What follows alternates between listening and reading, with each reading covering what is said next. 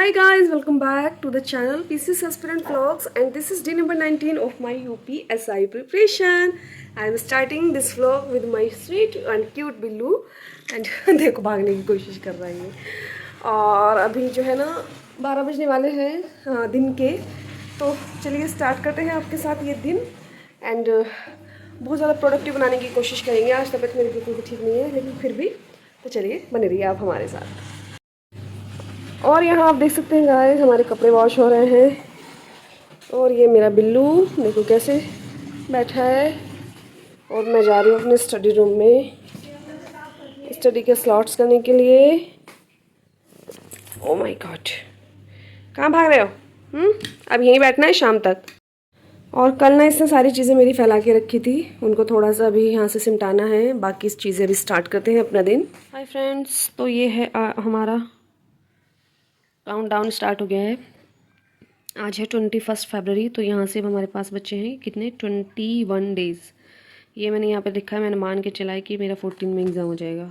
और ये कुछ मेरे वो हैं मतलब वीक पॉइंट्स हैं हिंदी के, मतलब वीक नहीं, मतलब इनको रिवीजन बार बार करना है। यहाँ से आप ये समझिए अगर 6 टॉपिक हैं तो 6 में से 8 क्वेश्चन ज़रूर आते हैं कहीं ना कहीं से कुछ ना कुछ करके, तो ये बार बार से रिवीजन करना है। उसके अलावा ये मैंने लिखा हुआ था कि किस डेट पे मुझे किस चैप्टर का रिवीजन करना है मैथ्स का, तो वही उसी हिसाब से फिर मैं करूँगी। एंड अभी मैं जा रही हूँ रीजनिंग का सेट लगाने के लिए। कल मैं नहीं लगा पाई थी, कल थोड़ा स्वास्थ्य भी ठीक नहीं है। और अभी मैं प्रैक्टिस सेट नंबर 9 और 10 दो करूँगी क्योंकि इसमें भी काफ़ी रह गए हैं मेरे। तो चलिए फिर अब हम स्टार्ट करते हैं। 40 सेट हैं ये, तो अभी तो मेरे 30 रह गए हैं। मेरे पास दिन है 20, तो दो करने पड़ेंगे क्योंकि कभी कभी मेरा छूट भी जाता है, तबीयत ठीक नहीं। इस मौसम में, इस मंथ में हेल्थ इशू बहुत ज़्यादा आते हैं। मतलब जब ये मौसम चेंज होता है, कुछ रमज़ान की वजह से स्केड्यूल बिल्कुल बदलता है, तो रमज़ान में तो बहुत ज़्यादा परेशानियाँ होती हैं। मतलब शुरू में, फिर तो इंसान हैबिचुअल हो जाता है बाद में। तो इस वजह से कभी कभी मेरा रह जाता है टारगेट कंप्लीट हुए बिना। तो मेरी कोशिश अब यही रहेगी कि जब जब मेरी बॉडी में ज़्यादा एनर्जी है तो मैं ज़्यादा उसको इन्वेस्ट करूँ अपनी स्टडी में। कभी कभी मुझे रेस्ट भी करना पड़ता है, पढ़ाई नहीं होती, जैसे कि मेरी कल रात नहीं हुई पढ़ाई। तो चलिए फिर।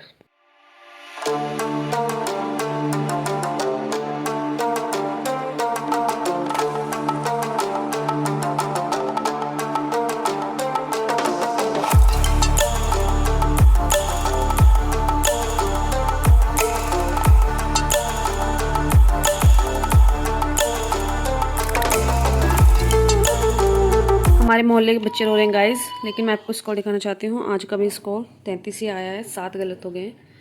और कैसे गलत हुए हैं ये तो देखिए, ये तो होना ही था मेरा तीसरा, क्योंकि बहुत मतलब बिल्कुल आइडिया नहीं आ रहा था मेरे को कैसे हुआ है। 5वां कौन सा क्वेश्चन है जो मुझसे गलत हुआ है? अच्छा ये ठीक है, ये भी मतलब इतनी बड़ी कुछ वैसे मिस्टेक हो गई होगी तो इतनी चिंता की बात है नहीं। और इनका 6 और 6 के बाद मुझे कौन सा देखना है? एक और था 6 और 33। अगर ये गलत हो गए तो ओफो 33 गलत हुआ है। तो 33 क्यों गलत हुआ है यार? 33 गलत नहीं होना चाहिए था। बट ओके, मैं अभी देखती हूँ आकर, फिर आपको समझाती हूँ कि 150 का नियम क्या है जो हम कथन और कारण में लगाते हैं। अगर आप 150 का नियम से कथन और कारण क्वेश्चन करोगे तो कभी आपके गलत नहीं होंगे। एंड उसके बाद देखती हूँ 30 मतलब डाइस का भी सही है, सब सही जा रहा है। 34 वाला भी सही है, ये भी आकृतियों वाले सब सही जा रहे हैं। और एक दर्पण का क्वेश्चन आया था, तो दर्पण में 36 सही है। उसके अलावा गलती कहाँ पे हुई है? 23 कौन सा है भाई? 23 अच्छा यही वाला यार, इनको आकृतियों को घुमाने वाला मुझे चेक करना पड़ेगा कैसे होता है। हर बार से गलत हो रहा है ये क्वेश्चन। उसके अलावा 19, तो 19 मेरा फिर भी गलत हुआ है। मैंने पता 3 बार बनाया है इसको देखने पड़ेगा मुझे इसने कैसे बनाया हुआ है। चलो खैर कोई बात नहीं। 19 यू से पहले कितने, क्या पूछा था उसने? यू से पहले कितने लोगों की परीक्षा है? 19, तो यू से पहले 2 लोगों की थी। देखो ये बनाया मैंने, यू से पहले दो लोगों की थी। और मैंने क्या ऑप्शन चूज़ किया है? 19 का बी। ओफो, मतलब मैंने सोचा बी पे 2 पड़ा होगा मैंने, यह मतलब मेरे सिली मिस्टेक कर दी। सॉल्यूशन मेरा ठीक है, बट यही चीज़ों को करने के लिए ही हमारा होता है टेस्ट। उसके बाद मेरा कौन सा गलत हुआ है? 10 और 11 लाइन लगा के गलत हुए हैं। क्यों हुए? क्या दिक्कत थी 10 वाले में? अच्छा ये गिनने वाला यार अभी करा नहीं है, इसको कर लूँ। ओए बिल्लू चुप, कर लूँगी। लेकिन ये वाला क्यों गलत हुआ है? 11वां 11वें में इसने पूछा था वैनारिक में कौन सा सर्वोत्तम दर्श आ गया? तो देखिए गरे दोनों होते हैं, गरे में तो दोनों आ जाते हैं, तो ये तो हो नहीं सकता था। पालक सब्जी और आड़ू ये तीनों अलग अलग चीज़ें हैं, मतलब आड़ू अलग हो गया, इसमें फ्रूट है। महिला तैराक महिला भी हो सकती है और पुरुष भी हो सकते हैं, तो शायद इसको तैराक मान के इसको क्यों, लेकिन मैंने ये माना था कि ये तीनों अलग अलग प्रोफेशन है और एक दूसरे के साथ जुड़े हुए हैं ये।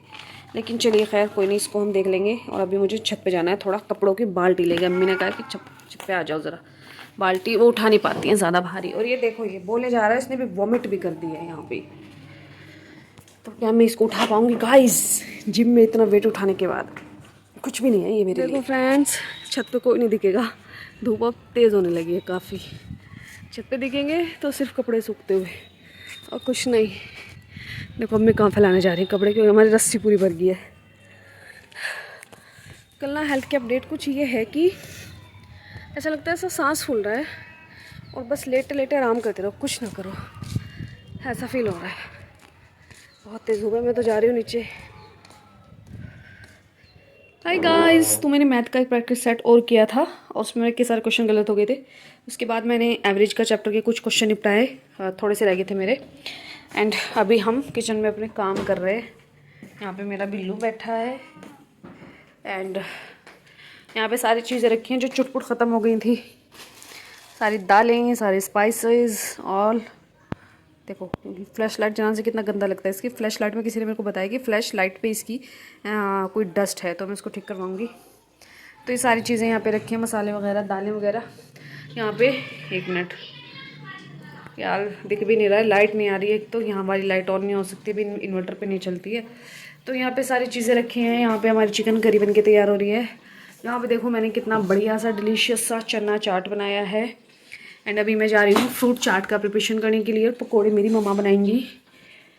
मतलब मैंने आपको बोला था कि पकोड़े हम नहीं खा रहे हैं, और आज आप बोलोगे कि पकोड़े बना ले, तो मेरा भाई आया हुआ है दिल्ली से, उसके लिए बनेंगे, मैं नहीं खा रही हूँ।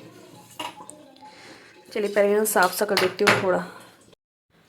हाय गाइस, अभी शाम का ही टाइम है और हम अफ्तारी प्रिपरेशन कर रहे हैं। यहाँ पे बन रहा है और यो केक, जो कि मेरा नहीं है और यहाँ पे सारे कपड़े वपड़े फैले पड़े हैं ऐसे ही। और हमने यहाँ पे देखा, अब दिखाते हैं आपको क्या क्या प्रिपरेशन कर दी है। यहाँ पे हमारी फ्रूट चाट रेडी हो गई है, इसको भी प्लेटिंग करना है। यहाँ पे बन रहे हैं पकोड़े, ये बनाया है हमने चिकन। एंड यहाँ पे है उड़द, और यहाँ पे मैं पापड़ फ्राई करूँगी। यहाँ पे हो रहा है हमारा पकोड़े फ्राई। उसके बाद हम फिर प्लेटिंग करेंगे, सर्व करेंगे। गाइस इफ्तार हमारा रेडी हो चुका है। आज हमने बनाया है पकोड़े, एग फ्राई, चना चाट, जलेबी, ये सब सब सब सब।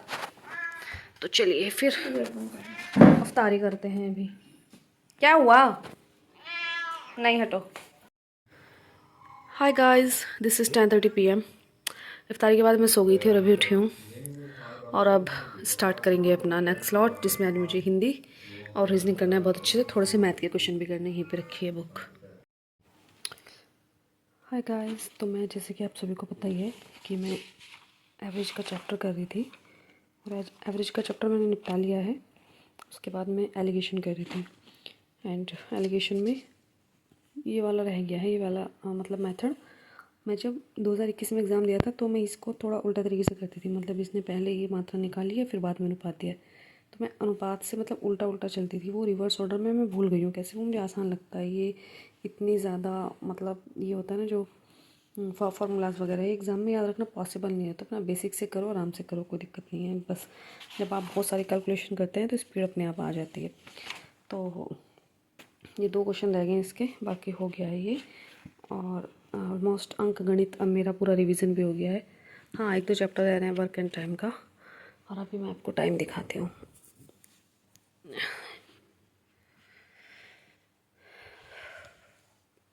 1:34 रात की 22 फरवरी। अब मैं सोचूं मैं भी थोड़ा सो जाऊँ, मेरी आंखों में दर्द होने लगा। और मैं क्योंकि मैं अभी बैठूँगी कोई फ़ायदा तो मुझे होगा नहीं, क्योंकि बस वो नींद नींद वाला माहौल सा रहेगा। सोची मैं भी सो जाऊँ, अभी सुबह देखेंगे। पता नहीं यार कैसा मन हो रहा है, कभी लगता है सो जाऊँ, फिर सोचूं कभी बिस्तर में जाके करवटें लेनी पड़ी, नींद ना आए, सोच रही पढ़ लूँ, दो मन हो रहे हैं। क्या करना चाहिए? आपसे पूछूंगी तो आप तो बता नहीं पाओगे, क्योंकि ये रात तो गुजर जाएगी, है ना। आइडिया आइडिया आइडिया, चलो पढ़ते ही हैं यार, नहीं सोते हैं, रीजनिंग करते हैं। रीजनिंग में दिल लगता है, जिस सब्जेक्ट में मन लगे फिर वो पढ़ना चाहिए जब आप बोर हो गए हैं तो। ये let me show you something guys in the reasoning. तो मेरे को एक कमेंट आया था कि आपने कथन और कारण वाले सवाल कहाँ से किए हैं। मुझे नहीं पता किसका है, क्योंकि अल्हम्दुलिल्लाह आप लोग बहुत सारे कमेंट करते हैं, अच्छा लगता है बहुत ज़्यादा, तो नाम याद रखना थोड़ा सा मुश्किल होता है, बट बहुत ही अच्छा लगता है मुझे आप लोग अपनी क्वेरीज, अपनी सजेशन मुझे सेंड करते हैं। तो वही, ये आरजी विक्रमजीत नाम का जो एप्लीकेशन है, उस पर मेरे भाई ने एसएससी सीजीएल के लिए वीओडी बैच लिया हुआ था, तो उसका हो गया कोर्स पूरा। अब उसने वो बैच दे दिया मुझे, तो वहीं से किया है मैंने।